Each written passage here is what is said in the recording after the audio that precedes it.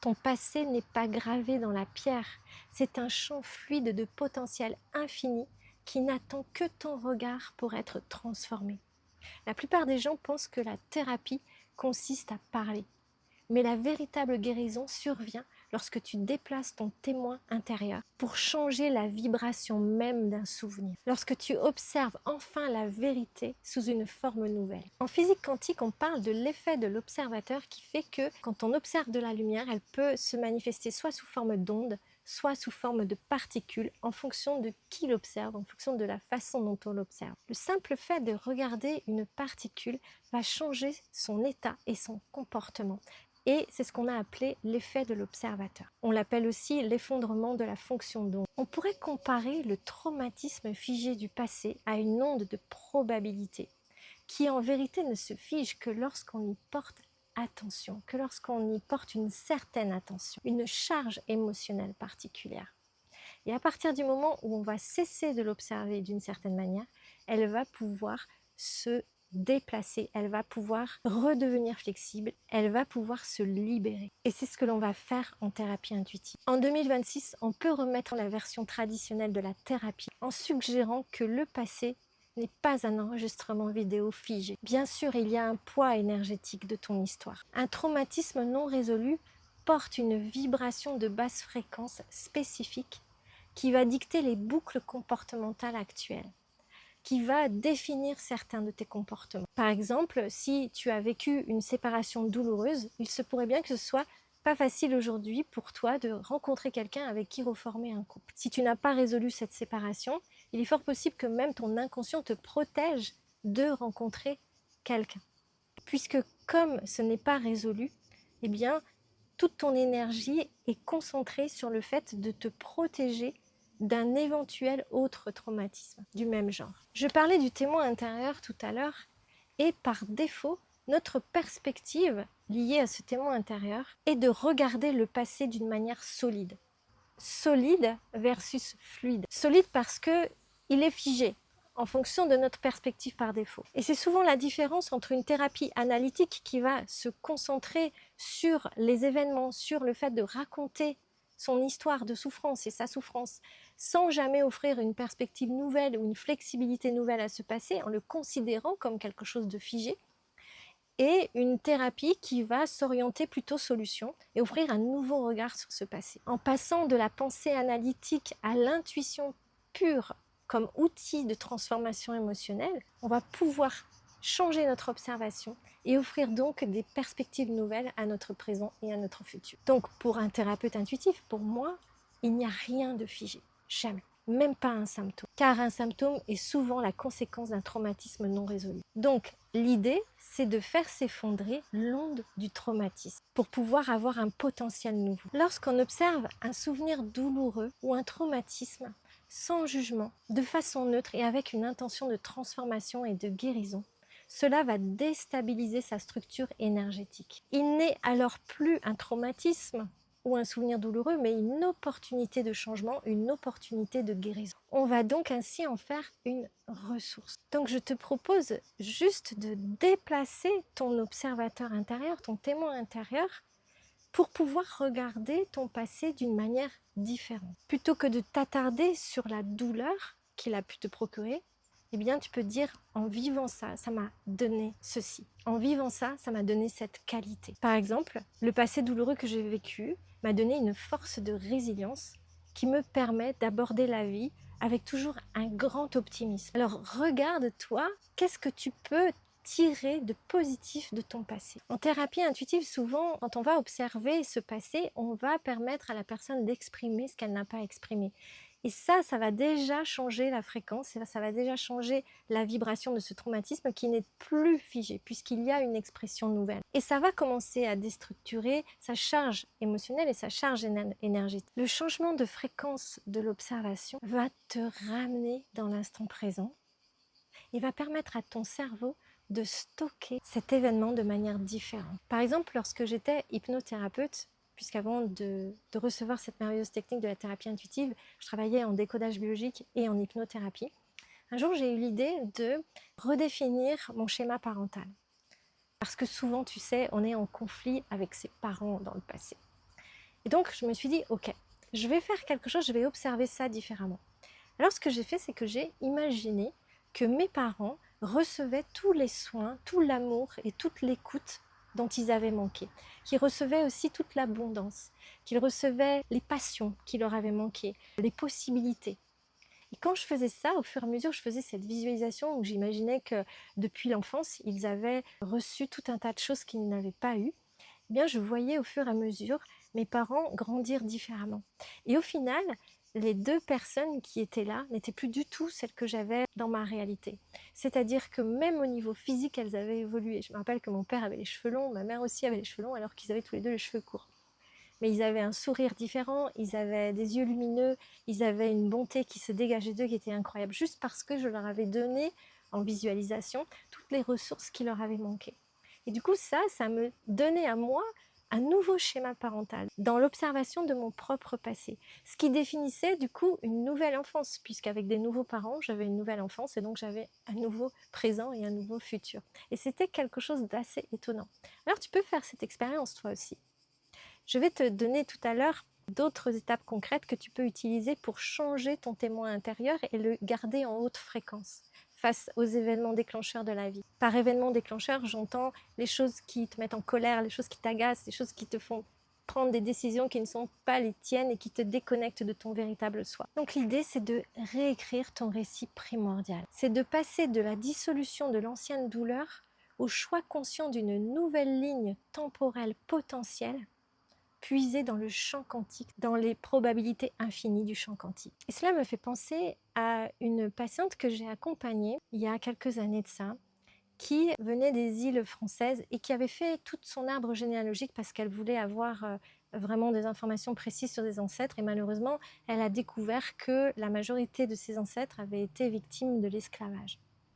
Donc c'était très douloureux pour elle, d'autant plus que c'était une femme brillante et que c'était insupportable de l'idée qu'on ait pu, dans sa lignée, vivre des traumatismes aussi violents que l'esclavage. Et je me rappelle qu'elle voulait travailler en thérapie intuitive là-dessus parce qu'elle voulait vraiment aller libérer les mémoires qui pouvaient être à l'origine de tout ça et aider en quelque sorte sa lignée. Et je me souviens qu'en travaillant, on avait retrouvé une mémoire d'Égypte ancienne où il y avait un homme qui était là, entouré lui aussi d'esclaves, et qui était en parallèle avec son histoire à elle. Alors aujourd'hui, c'est assez rare quand on va si loin chercher des choses en thérapie intuitive. On cherche à rester vraiment dans le présent de la personne ou dans son passé proche.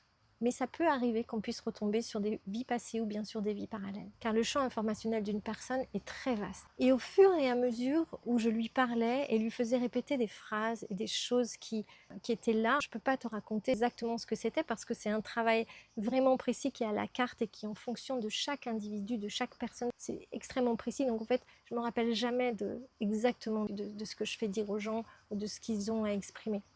Mais ce que je me souviens par contre, c'est que l'image que j'avais de cet homme dans le passé qui était plutôt désagréable, pas forcément une bonne personne, au fur et à mesure du travail avec ma patiente cliente, je le voyais se transformer. Et je le voyais se transformer en un homme bon, généreux et ouvert à la dimension de souffrance des personnes qui étaient victimes de l'esclavage. Dans ces moments-là, ce qu'il se passe en réalité, c'est que la personne, elle fait un saut quantique. C'est-à-dire qu'elle se déplace sur une nouvelle ligne temporelle qui lui offre un passé différent et donc un présent différent et donc un futur différent. Et c'est toute la merveille de la thérapie et notamment de la thérapie intuitive.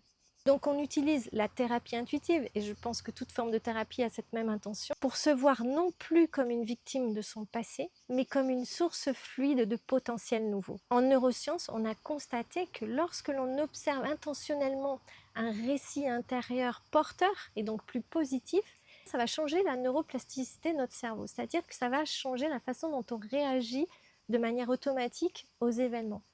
Par exemple, si on pratique souvent la pleine conscience, ça va nous mettre dans des états de joie, dans des états de plaisir qui vont faire que notre sérénité va aussi grandir. Et en réponse aux événements déclencheurs, au lieu de répondre instinctivement, automatiquement par de la colère, de l'énervement ou de la tristesse par exemple, eh bien on va choisir une réponse différente qui est plus de l'ordre de la sérénité et de la paix parce qu'on aura choisi avec la pleine conscience de changer la neuroplasticité de notre cerveau, d'ouvrir des connexions neuronales différentes, axées plutôt sur le bien-être, axées plutôt sur la sérénité. que nous procure la pleine conscience. Tu peux lire à ce sujet le livre de Rick Hanson, Le cerveau de Bouddha ou Le cerveau du bonheur, qui va t'expliquer vraiment comment ça agit sur toi lorsque tu choisis d'avoir une réponse intentionnelle différente.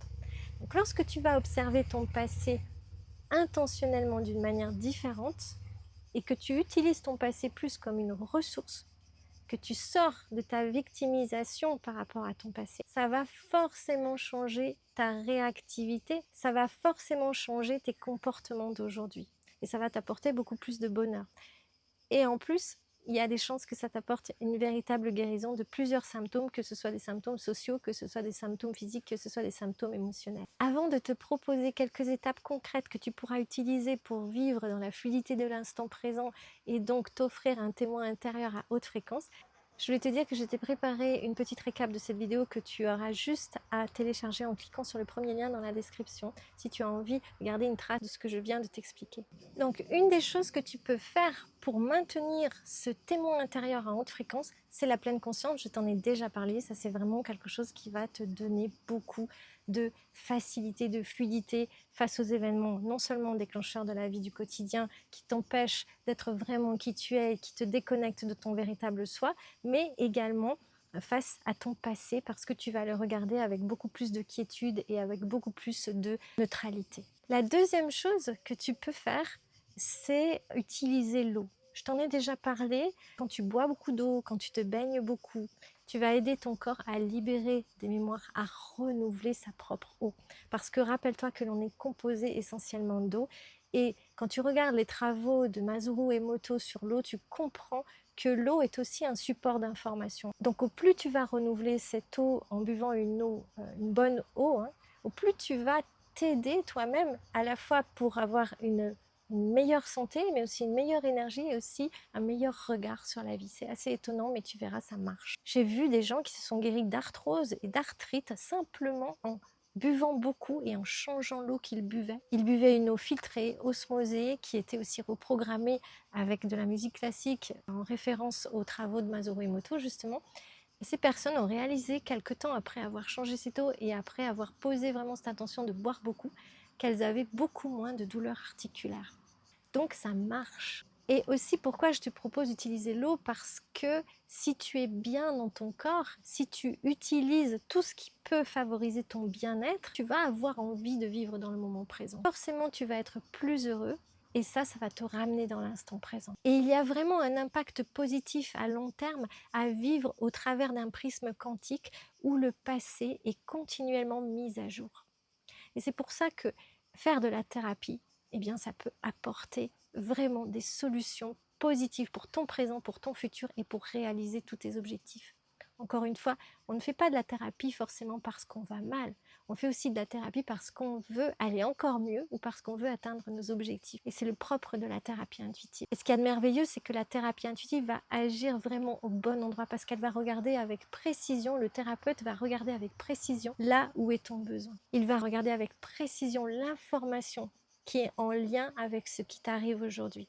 Et en regardant cette information, on va déjà la transformer. Et forcément, ça va avoir des résultats assez incroyables et assez immédiats. Et donc, pour terminer, ne sois plus le produit de ce qui t'est arrivé. Deviens l'architecte conscient de ce qui se passe maintenant. Change l'observation sur ton passé et ça changera ton présent et ça changera ton futur. Si tu es intéressé de vivre cette aventure extraordinaire de la thérapie intuitive, je t'invite à prendre rendez-vous avec moi. Mon calendrier est dans la bio de la chaîne et si les formations t'intéressent, parce que, je ne sais pas, tu es thérapeute, tu as déjà une pratique et tu as envie d'avoir cet outil merveilleux qui te permet d'aller vraiment au cœur du changement de la personne, qui te permet de voir avec précision ce qui est à l'origine de ce qui lui arrive actuellement et de l'aider à se transformer avec des résultats qui vont t'émerveiller, eh bien tu peux aussi réserver ton appel découverte.